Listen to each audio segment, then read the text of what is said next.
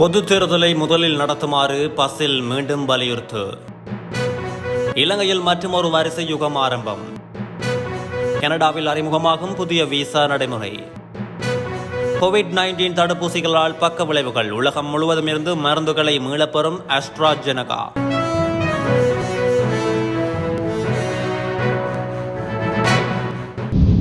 பொதுத் தேர்தல் முதலில் நடத்தப்பட வேண்டும் என ஸ்ரீலங்கா பொதுஜன முன்னணியின் ஸ்தாபகர் பசில் ராஜபக்ச வலியுறுத்தியுள்ளார். கட்சியின் நாடாளுமன்ற உறுப்பினர்களை சந்தித்த போது அவர் இந்த விடயத்தை தெரிவித்துள்ளார். ஜனாதிபதி தேர்தலுக்கு முன்னதாக நாடாளுமன்ற தேர்தல் நடத்தப்பட வேண்டும் என்பதே தமது நிலைப்பாடு என அவர் சுட்டிக்காட்டியுள்ளார்.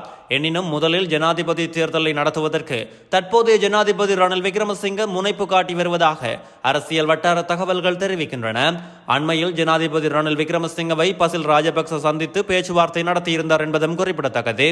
பொதுஜன முன்னணியின் பெரும் எண்ணிக்கையிலான உறுப்பினர்கள் நாடாளுமன்ற தேர்தல் நடத்தப்படுவதனை விரும்புவதாக தெரிவிக்கப்படுகிறது.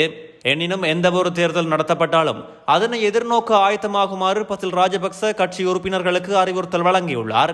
இதேவேளை அரசாங்கத்தில் அமைச்சு பதவிகளை வகிக்கும் பொதுஜன முன்னணி உறுப்பினர்கள் முதலில் ஜனாதிபதி தேர்தல் நடத்தப்பட வேண்டும் என கோரியுள்ளதாக ஆங்கில ஊடகம் ஒன்று தகவல் வெளியிட்டுள்ளது.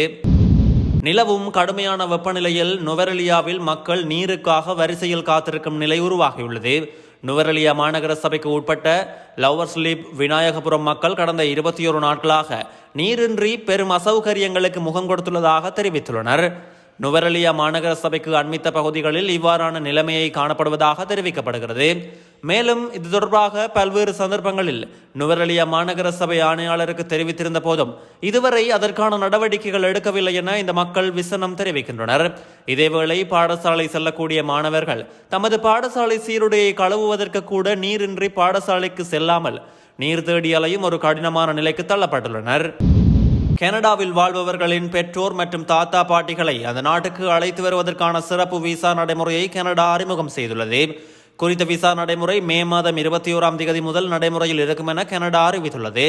2020ஆம் ஆண்டில் தங்கள் பெற்றோர் மற்றும் தாத்தா பாட்டிகளை கனடாவுக்கு அழைத்து வருவதற்காக விண்ணப்ப படிவங்களை சமர்ப்பித்த 35,700 பேருக்கு கனடாவின் புலம்பெயர்தல், அகதிகள் மற்றும் குடியுரிமை அமைப்பு அழைப்பிதழ்களை அனுப்புவதை நீடிக்க உள்ளதாக தெரிவித்துள்ளது. அதன்படி கடந்த 2020ஆம் ஆண்டு விண்ணப்ப படிவங்களை சமர்ப்பித்தவர்கள் தங்களுக்கு வரும் மின்னஞ்சல்கள் தொடர்பில் அவதானமாக இருக்குமாறு அறிவுறுத்தப்பட்டுள்ளது. மேலும் தற்போது வரை பெற்றோர் மற்றும் தாத்தா பாட்டிகளை கனடாவுக்கு அழைத்து வருவதற்காக விண்ணப்ப படிவங்களை சமர்ப்பிக்கவில்லை என்றால் புதிய விசா நடைமுறையை பயன்படுத்தி உங்கள் பெற்றோர் அல்லது தாத்தா பாட்டியை கனடாவுக்கு அழைத்து வர ஒரு வாய்ப்பு உள்ளது என கனடா அறிவித்துள்ளது. இதன்படி கனடாவுக்கு வரும் உங்கள் பெற்றோர் மற்றும் தாத்தா பாட்டிகளை ஒரே நேரத்தில் 5 ஆண்டுகள் வரை கனடாவில் தங்கியிருக்க அனுமதி வழங்கியுள்ளது. மேலும் உங்கள் இருப்பை கனடாவில் இருக்கும் போது நீடிக்கவும் முடியும் என கூறப்பட்டுள்ளது. குறித்த விசாவிற்கு தகுதி பெற அவர்களுக்கு விண்ணப்பம் செய்பவர் ஒரு கனேடிய குடிமகனாக அல்லது நிரந்தர குடியிருப்பு அனுமதி பெற்றவராக அல்லது பதிவு செய்யப்பட்ட புலம்பெயர்ந்தோராக இருக்க வேண்டியது அவசியம் என கூறப்படுகிறது. அத்துடன் நிர்ணயிக்கப்பட்ட அளவிலான பணம் தங்களிடம் இருப்பதை உறுதிப்படுத்த வேண்டும் என்றும் விண்ணப்பிக்கப்பட்ட பெற்றோர் அல்லது தாத்தா பாட்டி முறையான செல்லுபடியாக மருத்துவ காப்பீடு பெற்றிருக்க வேண்டும் எனவும் கூறப்பட்டுள்ளது. பிரித்தானியாவை தளமாக கொண்ட மருந்து தயாரிப்பு நிறுவனமான அஸ்ட்ராஜெனகா தனது கோவிட்-19 தடுப்பூசிகளை உலகம் முழுவதும் இருந்து மீளப்பெறுவதற்கு தீர்மானித்துள்ளது. அஸ்ட்ராஜெனகாவின் கோவிட்-19 தடுப்பூசி அரிதான மற்றும் ஆபத்தான பக்க விளைவை ஏற்படுத்தும் என்று நீதிமன்ற ஆவணங்களின் ஊடாக அண்மையில் ஒப்புக்கொள்ளப்பட்டுள்ளது. இந்த நிலையிலேயே உலகம் முழுவதும் இருந்து தடுப்பூசிகளை மீளப் பெற்றுக் கொள்வதற்கு தீர்மானிக்கப்பட்டுள்ளது. இதன்படி தடுப்பூசி இனி தயாரிக்கப்படவோ அல்லது விநியோகிக்கப்படவோ மாட்டாது என நிறுவனம் அறிவித்துள்ளதாக சர்வதேச ஊடகங்கள் செய்தி வெளியிட்டுள்ளன. நிறுவனம் அதன் சந்தைப்படுத்தல் அங்கீகாரத்தை மீளப் பெற்றுள்ளது. இதன்படி தடுப்பூசி இனி ஐரோப்பிய ஒன்றியத்தில் பயன்படுத்த அங்கீகரிக்கப்பட மாட்டாது.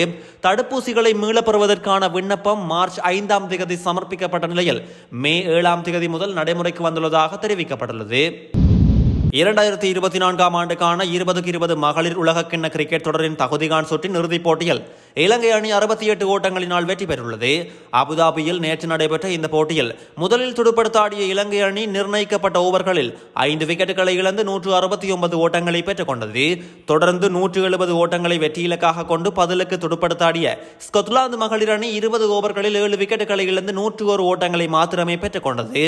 இலங்கை அணிக்காக 102 ஓட்டங்களை பெற்றுக் கொடுத்த சமரி அத்தபத்து இந்த போட்டியில் சிறந்த வீராங்கனையாக தெரிவு செய்யப்பட்டுள்ளார்.